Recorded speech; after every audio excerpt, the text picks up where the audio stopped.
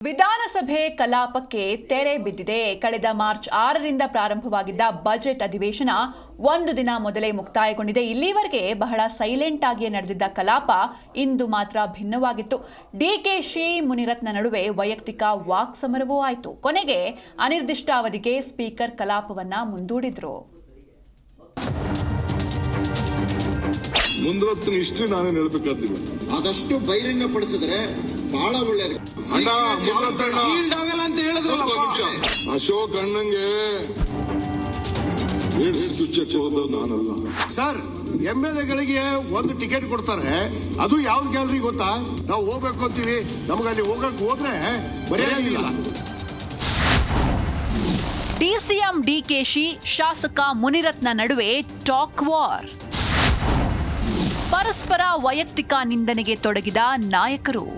ಕಳೆದ ಹಲವು ದಿನಗಳಿಂದ ನಡೆದಿರುವ ಡಿಸಿಎಂ ಡಿಕೆಶಿ ಹಾಗೂ ಶಾಸಕ ಮುನಿರತ್ನ ನಡುವಿನ ವೈಯಕ್ತಿಕ ವಾರ್ ಸದನದಲ್ಲೂ ಪ್ರಸ್ತಾಪವಾಯಿತು. ಬೆಂಗಳೂರು ಅಭಿವೃದ್ಧಿ ಬಗ್ಗೆ ಡಿಸಿಎಂ ಡಿಕೆಶಿ ಉತ್ತರ ಕೊಡುವ ವೇಳೆ ಇಬ್ಬರ ನಡುವೆ ಮಾತಿನ ಚಕಮಕಿ ಶುರುವಾಯಿತು. ಮುನಿರತ್ನ ಅವರು ಹೇಳಿದ್ದು ಅರ್ಥ ಆಗಲಿಲ್ಲ. ಅವರೆಲ್ಲ ಕೆಲವೆಲ್ಲ ಹೊಸದಾಗಿ ಏನೋ ಹೇಳಿದ್ರು. ಮುನಿರತ್ನ ಇಷ್ಟು ನಾನೇನು ಹೇಳಬೇಕಾದಿಲ್ಲ. ಮುನಿರತ್ನ ನನಗೂ ಗೊತ್ತಿದೆ. I know him last 45 years. ಗೊತ್ತಿದೆ ನಂಗೆ. ಸದ್ಯ ಏನೋ ಬೈ ಗಾಡ್ ವಿಲಿಂಗ್ಲಿ ಸದ್ಯ ಎಲ್ಲಿರ್ಬೇಕು ಅಲ್ಲಿದ್ದಾರೆ. ನೀವು ಹೆಂಗ್ ಡೈಜೆಸ್ಟ್ ಮಾಡ್ಕೊಳ್ತೀರೋ ಮಾಡ್ಕೊಳ್ಳಿ. ಮುನಿರತ್ನ ಬಂದಿರು ನನ್ನ ಹತ್ರ ಬಂದು ಪಾಪ ಅವ್ರ ಅನೇಕ ನೋವುಗಳೆಲ್ಲ ಹೇಳ್ಕೊಂಡ್ರು. ನಾನು ಅವ್ರದ್ದು ಕೇಸ್ಗಳಿಗೆ ಪರ್ಸನಲ್ ಕೇಸು ಅಸೆಂಬ್ಲಿಲಿ ಏನ್ ನಡೀತು, ಕಾರಲ್ಲಿ ಏನ್ ನಡೀತು, ವಿಧಾನಸೌಧದಲ್ಲಿ ಏನ್ ನಡೀತು, ಅವ್ರ ಕ್ಯಾಬಿನೆಟ್ ಅಲ್ಲಿ ಏನ್ ನಡೀತು, ಅದರ ನನ್ನ ಸ್ಟೋರಿ ಇದೆ.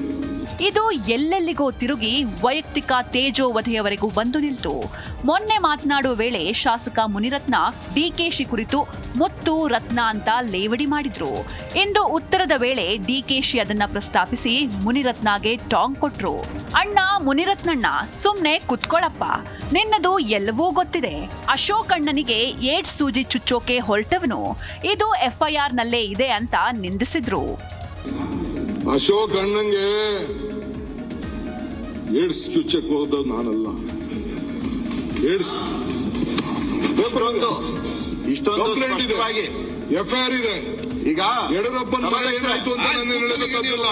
ಮಾತಾಡಕ್ಕೆ ಅವಕಾಶ ಕೊಡ್ತೀರಾ ಇಲ್ಲ? ನೀನೊಬ್ಬ ರೇಪಿಸ್ಟ್ ಸೈಕೋ ಅಂತ ಡಿಕೆಶಿ ಆಕ್ರೋಶ. ಈ ವೇಳೆ ಕುಣಿಗಲ್ ಶಾಸಕ ರಂಗನಾಥ್ ಕೂಡ ಮುನಿರತ್ನ ವಿರುದ್ಧ ತಿರುಗಿಬಿದ್ರು. ಈ ಸಂದರ್ಭದಲ್ಲಿ ಮಾತು ಮುಂದುವರೆಸಿದ ಮುನಿರತ್ನ, ನನ್ನ ಮೇಲೆ ಇವರು FIR ಹಾಕ್ಸಿದ್ರು, ಪಾಪದ ಕೆಲಸವನ್ನ ಮಾಡಿದ್ರು. ನೀವು ಅದೆಷ್ಟು ಮನೆ ಹಾಳು ಮಾಡಿದ್ದೀರೋ, ನಿಮಗೂ 3 ಮಕ್ಕಳಿದ್ದಾರೆ, ನಿಮಗೆ ಒಳ್ಳೇದಾಗಲ್ಲ ಅಂತ ಮುನಿರತ್ನ ಶಾಪ ಹಾಕಿದ್ರು. ಇದಕ್ಕೆ ನೀನೊಬ್ಬ ರೇಪಿಸ್ಟ್ ಸೈಕೋ ಅಂತ ಡಿಕೆಶಿ ಮುನಿರತ್ನಗೆ ಮತ್ತೆ ತೇಜೋವಧೆ ಮಾಡುವ ಪ್ರಯತ್ನ ಮಾಡಿದ್ರು. ಇದು ಕೊನೆಗೆ ಎಲ್ಲೆಲ್ಲಿಗೋ ಹೋಗಿ ನಿಲ್ತು.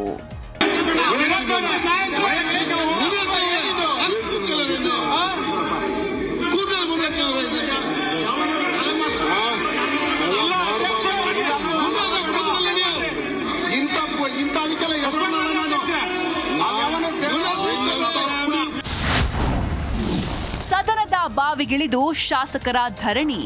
ಇನ್ನು DK ಶಿವಕುಮಾರ್ ಹಾಗೂ ಮುನಿರತ್ನ ನಡುವೆ ವೈಯಕ್ತಿಕ ವಾಕ್ಸಮರ ಮುಂದುವರಿತು. ನೀವು ಸುಮ್ಮನೆ ಇರಿ ಅಂತ ಸ್ಪೀಕರ್ ಹೇಳಿದ್ರು, ಮುನಿರತ್ನ ಮಾತ್ರ ಕೂರ್ಲಿಲ್ಲ. ಡಿಕೆಶಿ ವಿರುದ್ಧ ಆಕ್ರೋಶ ಮುಂದುವರೆಸಿದ್ರು. ಅತ್ತ ಡಿಕೆಶಿಯಿಂದ ತಿರುಗೇಟು ಜೋರಾಯ್ತು. ಇದನ್ನ ಇಲ್ಲಿಗೆ ಬಿಡಿ ಅಂತ ಅಶೋಕ್, ಅಶ್ವಥ್ ನಾರಾಯಣ್, ಸುರೇಶ್ ಕುಮಾರ್ ಮನವಿ ಮಾಡಿದ್ರು. ಅತ್ತ ಕಾಂಗ್ರೆಸ್ ಶಾಸಕರು ಮುನಿರತ್ನ ವಿರುದ್ಧ ಕ್ರಮ ಕೈಗೊಳ್ಳುವಂತೆ ಆಗ್ರಹಿಸಿದ್ರು.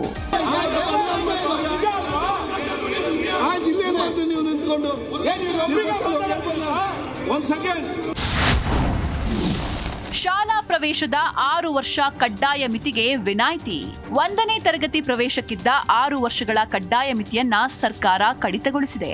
ಪೋಷಕರ ಸಮಸ್ಯೆ ಅರ್ಥ ಮಾಡಿಕೊಂಡಿರುವ ಸರ್ಕಾರ 1ನೇ ತರಗತಿ ಪ್ರವೇಶಕ್ಕೆ ಇದ್ದ 6 ವರ್ಷ ಕಡ್ಡಾಯ ಮಿತಿಯನ್ನ 5 ವರ್ಷ 10 ತಿಂಗಳಿಗೆ ಇಳಿಸಿದೆ. ಇದರ ಬಗ್ಗೆ ಶೀಘ್ರವೇ ಆದೇಶ ಹೊರಡಿಸುವುದಾಗಿ ಶಿಕ್ಷಣ ಸಚಿವ ಮಧು ಬಂಗಾರಪ್ಪ ವಿಧಾನಸಭೆಯಲ್ಲಿ ಘೋಷಿಸಿದ್ದಾರೆ. ಕರ್ನಾಟಕ ಶಿಕ್ಷಣ ಕಾಯ್ದೆ 1993 ಅಧ್ಯಾಯ 3 ಸೆಕ್ಷನ್ 20 ಮಕ್ಕಳನ್ನು 1ನೇ ತರಗತಿಗೆ ದಾಖಲಾತಿ ಮಾಡುವ ಸಂಬಂಧ 60 ದಿನಗಳ ವಿನಾಯಿತಿಯನ್ನು ನೀಡಲಾಗಿರುತ್ತದೆ. ಐಪಿಎಲ್ ಟಿಕೆಟ್ಗೆ ಶಾಸಕ ಕಾಶಪ್ಪನವರ್ ಡಿಮ್ಯಾಂಡ್. ಇವತ್ತು ನಡೆದ ವಿಧಾನಸಭೆ ಕಲಾಪದಲ್ಲೂ ಆರ್ಸಿಬಿ ಪಂದ್ಯಗಳ ಬಗ್ಗೆ ಪ್ರಸ್ತಾಪವಾಯಿತು. ಶಾಸಕರು ಕ್ರಿಕೆಟ್ ಮ್ಯಾಚ್ ನೋಡೋಕೆ ನಮಗೂ 5 ಟಿಕೆಟ್ ಕೊಡ್ಸಿ ಅಂತ ಡಿಸಿಎಂ ಡಿಕೆಶಿಗೆ ಬೇಡಿಕೆ ಇಟ್ರು.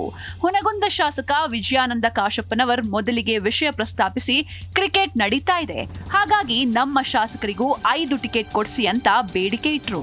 ಸರ್, ಎಂಎಲ್ಎಗಳಿಗೆ 1 ಟಿಕೆಟ್ ಕೊಡ್ತಾರೆ, ಅದು ಯಾವ ಗ್ಯಾಲರಿ ಗೊತ್ತಾ?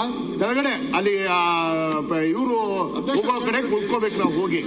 ಒಟ್ನಲ್ಲಿ ಕಳೆದ 12 ದಿನಗಳಿಂದ ನಡೆದಿದ್ದ ವಿಧಾನಸಭೆ ಕಲಾಪಕ್ಕೆ ಇಂದು ತೆರೆ ಬಿದ್ದಿದೆ. ಕಳೆದ ಹಲವು ದಿನಗಳಿಂದ ಬಹಳ ಗಂಭೀರವಾಗಿಯೇ ಚರ್ಚೆಗಳು ನಡೆದಿದ್ವು. ಸಮಸ್ಯೆಗೆ ಉತ್ತರವನ್ನೂ ಕೂಡ ನೀಡಲಾಗಿತ್ತು. ಆದರೆ ಇಂದು ಮಾತ್ರ ಸದನ ಶಾಸಕರ ವೈಯಕ್ತಿಕ ತೇಜೋವಧೆಗೆ ಸಾಕ್ಷಿಯಾಯಿತು. ಅಂತಿಮವಾಗಿ ಸ್ಪೀಕರ್ ಯುಟಿ ಖಾದರ್ ಕಲಾಪವನ್ನ ಅನಿರ್ದಿಷ್ಟಾವಧಿಗೆ ಮುಂದೂಡಿದ್ರು. Rajappa Suttur, political bureau, Zee Kannada news, Bengaluru.